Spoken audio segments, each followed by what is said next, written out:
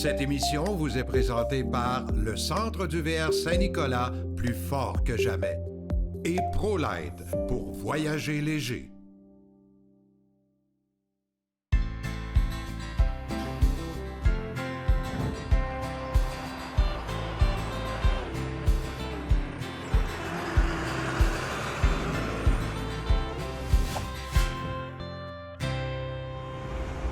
Je vous en ai déjà parlé et j'ai écrit souvent aussi sur la FQCC et une des sections, moi j'appelle ça des sections, là, les autres ont des noms bizarres pour ça, là, mais c'est une section de la FQCC qui est la formation. Et c'est drôlement important, puis c'est drôlement bien fait. J'ai le plaisir de rencontrer Robert Boire. Salut Robert. Chanté, Jean-Marc. Robert, vous êtes un formateur, vous êtes un conférencier avec la FQCC et j'aimerais ça que vous me parliez de votre cours que vous donnez sur la conduite sécuritaire. La conduite sécuritaire de VR a été développée pour les caravaniers. Donc, ça s'applique vraiment aux conducteurs de caravanes, de motorisés, autocaravanes. Donc, le premier volet, c'est en fait, la formation se déroule sur 8 heures. Okay. 8 heures, ça, c'est de la théorie? C'est une théorie. OK. En théorie, 8 heures, en ligne et en direct. Donc, ça pourrait aussi être en présentiel? Non, en c'est présentiel. seulement maintenant en ligne? Exactement. OK. Ou bien, le participant peut choisir d'avoir la formation en privé. OK, donc il peut s'inscrire et recevoir la formation. Ça va être fait en direct aussi, mais en privé.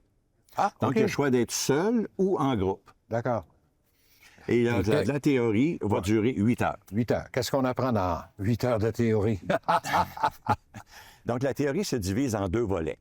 Le premier volet, c'est la ronde de sécurité. Donc, on fait le tour du VR, on recherche les composantes qui pourraient briser ou nous empêcher de faire un bon voyage qu'on peut déceler facilement.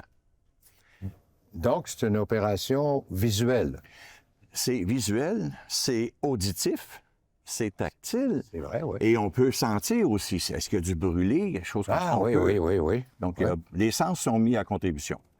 Donc, vous avez, pendant 8 heures de temps, on est là et on reçoit toute cette formation-là, mais sans bouger, là. Sans bouger, effectivement. Donc, le premier volet, c'est la vérification, mais le deuxième volet, c'est les techniques de conduite. Moi, je l'appelle communément les comportements. Le comportement du conducteur, oui. Le comportement du véhicule lui-même et le comportement de ceux qui m'entourent comme conducteur. Donc, les techniques de conduite, ce qu'on voit là-dedans, c'est la réglementation pour les usagers de la route, le partage de la route, comment prendre des virages en milieu urbain, les entrées-sorties d'autoroute, monter les pentes, les descendre sécuritairement. Et on finit avec des techniques de marche arrière. Ah, mon Dieu, c'est drôlement important, surtout, en tout cas, la marche arrière, moi j'ai vu des horreurs, là. Et il y a ensuite de ça le volet qui est pratique, je dirais, là. Effectivement.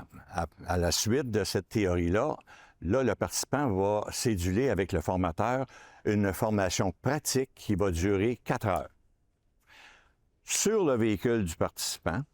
Et à ce moment-là, on va appliquer sur le véhicule du participant toutes les connaissances et les techniques acquises lors de la théorie. Oui, ça, c'est extraordinaire, là. Oui, c'est bien. Le professeur est avec le conducteur dans son véhicule, et là, on peut mettre en pratique tout ce qu'on a appris avant. Est-ce qu'on peut amener le conjoint, la conjointe? Oui, on recommande que si le ou la conjointe n'ont pas participé à la théorie, qu'ils participent au moins à la pratique, parce que là, il y a beaucoup d'informations qui vont être divulguées, surtout quand on va parler de la marche arrière. Et c'est la situation où ça se complique le plus dans le couple. Oui, c'est un cas de divorce des fois. Alors, comment reculer pour s'installer dans son terrain de camping, là? Comment reculer, comment s'installer, comment comprendre les gestes. Le fameux geste, ça n'existe plus. C'est dans le temps de Karate Kid. On y va avec des signaux qui sont établis, qui sont là depuis le début de cette année de 2001. Donc, c'est des signaux qui permettent aux deux, c'est-à-dire le conducteur et son aidant, de se comprendre sans crier, sans siffler. Puis...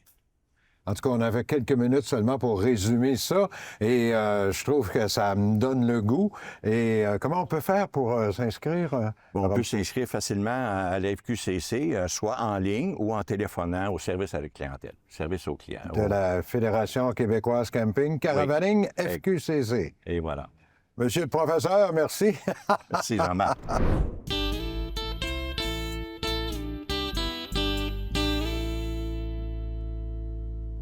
J'aime ça parler de l'entretien des véhicules parce que il y a tellement de petites choses à penser que c'est bon de vous le rappeler de temps en temps, surtout en début de saison. Mathieu Juteau, qui est gérant de service chez ProLife, va encore une fois cette semaine nous donner quelques petits trucs. On parlait de gaz propane tantôt. Oui. Et j'ai découvert qu'il y avait, en te parlant, qu'il y avait différentes qualités de gaz propane. Ça se peut-tu? Oui, effectivement. Dans le fond, ce qu'on retrouve dans le gaz propane, on a deux types. On va avoir un type qu'on va retrouver qui est pas cher, dans le fond, au remplissage, ou on va avoir directement chez des vrais professionnels ou détaillants de gaz propane. Comme exemple, ici dans le coin, on a Rainville, Propane Bouvrette, qu'eux vont donner un type A de gaz propane. Donc, okay. Ça veut dire qu'aller dans une grande surface, là, c'est pas nécessairement la bonne idée. Là. Non, c'est pas l'idéal. C'est pas l'idéal. Oui, on va sauver sur les sous, mais on va leur payer en entretien au niveau du VR. C'est ça. Bien, justement, au niveau de l'entretien, par exemple, du réfrigérateur puis de la cuisinière, qu'est-ce qu'on doit faire? Bien, dans le fond, c'est juste un petit truc comme ça qu'on peut donner aux clients qui peuvent faire eux-mêmes à la maison avant de partir pour la saison. C'est tout simplement de juste prendre un compresseur à l'air et de juste venir nettoyer vraiment les conduits au niveau du frigidaire, où ce qu'on parle, où ce que le brûleur et le pilote, où ce qui fait de l'allumage de votre système au gaz pour le frigidaire. Même chose pour le chauffe-eau, même chose pour le système de chauffage. On fait juste venir passer l'air dedans, nettoyer. Souvent aussi, il y a une accumulation de toiles d'araignée, il peut y avoir des bestioles, des coccinelles araignées qui vont venir se former des nids dans ça durant l'hiver. Donc, qui va obstruer tout le système du pilote de gaz. Ça, je pense que c'est important parce que j'ai un de mes amis qui avait même eu un nid de souris dans ce coin-là. Là, et ça devient dangereux. Oui, bien oui. Ça peut emmener du feu, ça peut faire des incendies, ça peut... ça peut avoir des graves dommages. Donc, c'est une inspection visuelle par l'extérieur, souvent? Là, oui, exactement. Oui, on va venir retirer simplement la grille de ventilation du frigo, elle du bas. Puis complètement à la droite, on va avoir tout ce qui est le système du brûleur ou ce qu'il faut faire la petite maintenance là, avec le compresseur à l'air. OK. On passe de l'air. Oui, juste de l'air. Juste de l'air, ça suffit. On souffle, oui. OK. Bien, écoute, ça, c'est un bon truc. Là. Et ça, c'est pour le frigo. Puis le chauffage, j'imagine, c'est le même principe. C'est le même principe, oui. On passe directement par les sorties de gaz extérieur. Donc, au niveau du chauffage, on va aller où ce que le fameux exhaust qu'on appelle, qui va faire sortir tout le gaz brûlé. On va venir juste souffler dans la partie du bas. Tout va se nettoyer par lui-même. Puis après ça, on fait un test, on l'allume, puis ça va régler le problème à 95 %. Génial. Mais vraiment, là, je découvre qu'il y a deux sortes de propane. Un bon et un moins bon. Oui, exactement, oui. T'es super fin, Mathieu. Merci beaucoup. Plaisir, merci. On va se revoir sûrement dans les semaines qui viennent avec d'autres petits trucs directement de chez ProLife.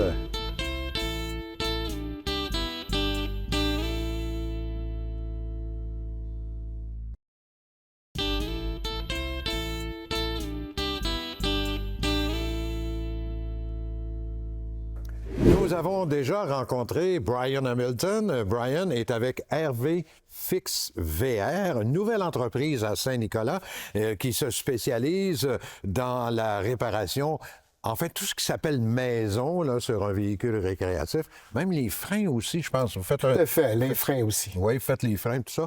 Et ben justement, explique-moi là, tout ce que vous faites sur un VR. Écoutez, ça peut être autant l'entretien que la réparation au niveau électrique, au niveau électronique, au niveau mécanique quant aux freins. Une fois que le VR a 2, 3 ans, il peut y arriver toutes sortes de petites choses. Et puis, souvent, on ne retournera pas nécessairement chez le concessionnaire où on l'a acheté. On va chercher quelqu'un qui est capable de réparer notre VR, puis c'est pas quelque chose qui existe comme ça un peu partout avec l'expertise que nous offrons, nous, actuellement, avec nos techniciens qui vont être justement experts dans chacun leur domaine à ce niveau-là. Ils sont certifiés, donc, Ils sont certifiés, si on parle de puis ont été formés. propane, électricité, tout ça. C'est que chaque technicien qui va œuvrer ici chez Hervé Fix VR va avoir passé au travers la formation que nous allons offrir. Parce que nous offrons également, nous avons une compagnie autre également, qui est Autotech, qui va s'occuper de faire la formation de tous nos techniciens. Ça, je vais en parler avec ton président dans une prochaine entrevue, une prochaine semaine. Là. Et par exemple, les fameuses mises en été, mises en hiver. Tout à fait, les préparations. On peut venir ici faire ça. Absolument. On n'a qu'à téléphoner, prendre un rendez-vous. Ça va nous faire plaisir d'accueillir tout le monde qui sont intéressés. Et puis, il y a l'aspect des assurances aussi. Lorsqu'on a les assurances, s'il arrive un pépin avec notre véhicule récréatif, souvent, on a tendance à penser que c'est les assurances qui choisissent le concessionnaire. Non, tout à fait. C'est vous qui décidez où vous allez faire réparer et les assurances vont suivre le choix que vous allez faire. Et c'est important. Maintenant, sachez que pour ce qui est des cas d'assurance, on vient chez Hervé Fix VR. C'est important. Le message est passé. Brian, merci beaucoup. Merci. Très sympathique. Merci beaucoup.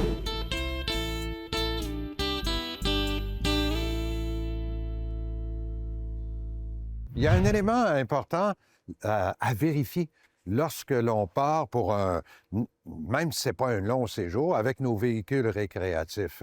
C'est le poids du véhicule, mais pas juste de votre roulotte à l'arrière. Il faut penser au poids du véhicule tracteur. Là, j'ai besoin qu'on s'éclaircisse avec ça. Et je rencontre Jonathan Beauvais, lieutenant, contrôleur routier. Jonathan, c'est quelque chose qu'on n'a pas tendance à vérifier, ça me semble, le poids du véhicule. C'est quelque chose que les gens qui sont pas habitués, en fait, à travailler dans le domaine plus commercial ne connaissent peut-être pas beaucoup. C'est sûr qu'il y a une limite de charge pour les différents types de véhicules. Donc, il y a une capacité de charge qui va être déterminée par le fabricant, mais il y en a aussi une réglementaire pour éviter les surcharges sur la route. Ce qui est important pour les gens qui font du véhicule récréatif de s'assurer, c'est qu'ils ne dépassent pas la capacité maximale qui va être prévue par les pneus qui sont installés sur les véhicules. Donc, il y a des différents types de pneus qui peuvent permettre certaines charges. Évidemment, moins on va payer cher pour des pneus, souvent moins ils vont supporter de charge. Ça va être important de vérifier ça pour ne pas avoir de crevaison, en fait, parce qu'un pneu en surcharge va surchauffer et il peut éclater. Donc, ce qu'on ne veut pas, évidemment, sur la route, parce que ça vient, terrible, ça vient briser nos vacances un petit peu. Donc, c'est important de faire ça. Les gens, ce qu'ils peuvent faire, vous savez, là, les postes de contrôle, ce que nous, on appelle les postes de contrôle, ce que les gens appellent les balances. Les balances, les gens appellent ça des balances. On a le droit d'arrêter là. Vous avez le droit d'arrêter là. Ce qu'on va vous demander de faire, c'est d'y aller lorsque les feux clignotants ne sont pas activés. C'est-à-dire que nous, quand on active les feux clignotants, ça donne l'obligation aux camionneurs de rentrer. Évidemment, eux sont pressés, ils font la file pour se peser. Ils n'ont pas nécessairement de temps à perdre. Puis nous, on est en opération, on travaille, on est en contrôle. Donc, lorsque c'est fermé, en fait, il y a un affichage extérieur qui permet aux gens de pouvoir se peser, de faire les vérifications. Même si on est là, puis que les feux ne clignotaient pas, vous pouvez rentrer. Si vous voyez qu'on est là, que l'affichage est éteint, juste venir nous le demander, on va vous l'ouvrir, il n'y a pas de problème, on peut même vous renseigner, répondre à vos questions, ça va nous faire plaisir. Mais l'important, c'est de venir s'assurer qu'on n'est pas en opération avant de faire la vérification du poids du véhicule. Et on a... Oui, vas-y. Bien, j'allais embarquer sur, en fait, une autre obligation que les gens qui ont des remorques, souvent on oublie, dans certains cas, c'est l'obligation d'avoir des freins sur les remorques. Donc, on va parler d'une remorque qui a une masse nette de 1300 kg. Puis masse nette, c'est pas vrai, c'est masse totale en charge que je devrais utiliser. C'est-à-dire, c'est le poids de la remorque et le chargement. Donc, dès que le poids de ça combiné dépasse le 1300 kg, ça prend des freins sur la remorque, mais ça va aussi prendre des freins sur une remorque qui va excéder plus que la moitié du véhicule remorqueur. Donc, si on a une petite voiture qui tire une moyenne grosse tente roulotte, qui peut-être avec un plus gros véhicule n'aurait pas nécessairement besoin de frein, mais là, si le poids il est plus que la moitié, et là, ça va prendre des freins sur la remorque. Donc, il faut faire ces vérifications-là aussi avant de partir pour nous assurer, en fait, c'est l'obligation, en fait, c'est juste pour que le véhicule puisse s'immobiliser de façon sécuritaire. Si on a une remorque trop chargée, trop pesante, avec un véhicule plus léger qui n'a pas de frein, évidemment, dans certaines situations, bien, on va surutiliser les freins de la voiture et on ne sera pas capable de s'immobiliser de façon sécuritaire. Donc, c'est important. Je résume. Oui. 1300 kg de masse totale en charge pour la remorque ou plus que la moitié du véhicule qui va tirer la remorque. Et ce que les gens oublient régulièrement, c'est qu'ils prennent le poids de leur roulotte, mais à vide. Exact.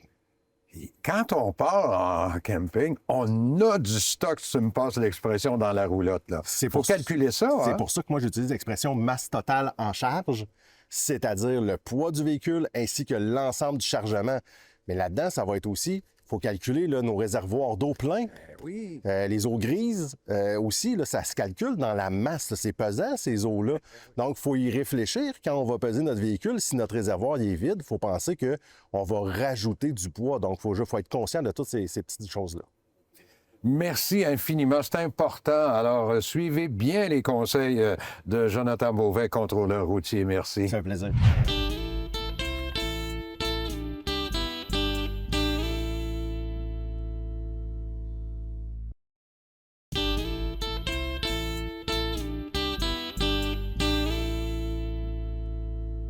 Vous reconnaissez Marco Boudreau? Jean-Marc, comment ça va? Marco, j'ai tellement de commentaires sur tes trucs et astuces. Le monde adore ça. Je suis sur le bord de me raffiner pour avoir la paix. Ouais. Marco, cette semaine, tu voudrais nous parler d'électricité. Un petit cours, là, sur... Rapide. Conseils, trucs et compagnie. Surtout démystifier, OK? Il y a des gens qui viennent chez nous, ils posent des questions, ils sont pas capables de me dire « Je suis sur le 15 ampères, le 30, le 50. » Bon. Le 15 ampères, c'est communément le 120 de la maison. OK? Une prise à 3 fils, normalement. Prise 130 ampères, tu as la main dessus. Prise commune à 3 pattes. On va la montrer à la caméra, là. Ça, c'est 30 ampères. Voilà. C'est ce qu'on peut installer même chez soi pour voilà, mais ça, brancher ce serait son une VR. boîte que tu pourrais mettre à la maison si tu voudrais brancher ton VR pour avoir un 30 ampères. Exemple, que tu pourrais faire marcher ton air conditionné à la maison et compagnie. OK. Si ton véhicule est muni d'un 50 ampères, c'est parce que tu vas avoir peut-être 2, 3 airs conditionnés, exemple laveuse, sécheuse. Donc, plus que ta demande en énergie va être élevée, bien, plus que tu vas avoir besoin d'ampérage. Là, tu es au niveau d'un 50 ampères. Là, c'est 50 ampères ici. Vois-tu, Jean-Marc, je le tiens, là. Ouais. 4 fils de 50 ampères. Ah, c'est Mais ça. très, très... Regarde, ça te fait penser à quoi? Une prise de soudeuse, prise de poêle de maison. Ouais. OK? Sauf que une phase, 120 volts. La plupart des gens vont regarder ça et vont dire « Ah, c'est une prise de soudeuse, mets ça sur le 240. Et non, non. » Tout va brûler dans l'unité. Très important, une phase. OK, il faut retenir ça, là. Une phase. Si tu fais venir un électricien chez vous, puis le gars se renseigne pas, il sort ça sur le 240, tout ce qui est électrique dans ton unité va brûler instantanément. D'accord. Et qu'est-ce que tu penses des gens qui ayant la sortie de leur VR, c'est du 50 ampères, et qui mettent un adapteur pour aller aux 30 ampères? Qu'est-ce que tu penses de ça? En fait, tu peux passer, comme là, vois-tu, je t'en ai montré, j'en ai sorti quelques-uns. Là. Tu peux avoir 50 à 30, 30 à 50, tu peux avoir 50 à 15, 15 à 50. En fait, tout se fait, d'accord? OK. Mais on s'entend sur une chose, c'est que si ton unité a besoin de 50 ampères, puis si tu branches sur le 15, Ah ben là, ben c'est sûr que tes appareils ne seront pas tous fonctionnels à plein rendement à il y a l'intérieur. à peu près juste les lumières sur le 15 ampères. Là. Ben là, de toute façon, en faisant ça aussi, ce que tu vas faire, c'est que tu vas endommager à long terme tes appareils parce que la demande énergétique, là, on baisse le voltage, on augmente l'appareil. Là, on va se créer des problèmes, pas dans l'immédiat, mais futurs. OK. De l'autre côté, peut-être que ça va être différent cette saison-ci avec le côté américain, là, parce que avec toutes les conséquences qu'on vit présentement. Mais beaucoup de campings aux États-Unis sont sur le 50 ampères. Fait que là, si votre unité est sur le 30 ou sur le 15, peu importe, bien renseignez-vous en prenant votre réservation. qu'est-ce que j'ai besoin d'amener? Si vous arrivez sur un terrain de camping, l'entrée est sur le 50, puis vous n'avez pas d'adapteur, vous n'êtes pas fonctionnel dans ce cas-là. Là. Fait que là, si vous êtes sur le 30, bien, ça va vous prendre un 30-50. Fait que renseignez-vous, mais la panoplie, vous ne serez jamais mal pris. Il y a toujours un adapteur qui se fait pour passer de un à l'autre, peu importe pour que vous soyez fonctionnel. De l'autre côté, la rallonge de l'unité, le fil de l'unité, souvent, vous allez avoir des mauvais contacts, puis la tête va brûler ici. Changez pas votre fil en entier, là. Juste la tête va changer. OK. OK? Donc, encore une fois, une 30, une 50, tout se vend. T'sais, vous pouvez changer le fil si vous le désirez, mais souvent, on coupe le fil, on remplace la tête, beaucoup moins dispendieux, puis c'est fonctionnel aussi.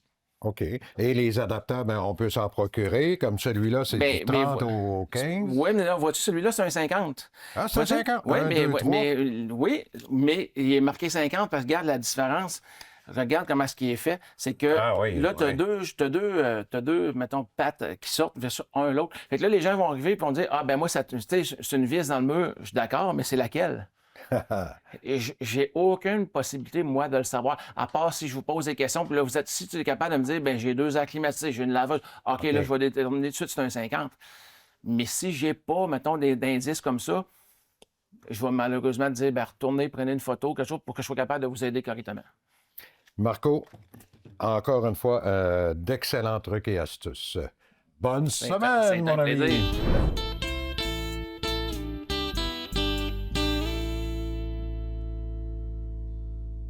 Impressionnant! C'est ce qui me vient à l'esprit en arrivant au centre du VR de Montmagny.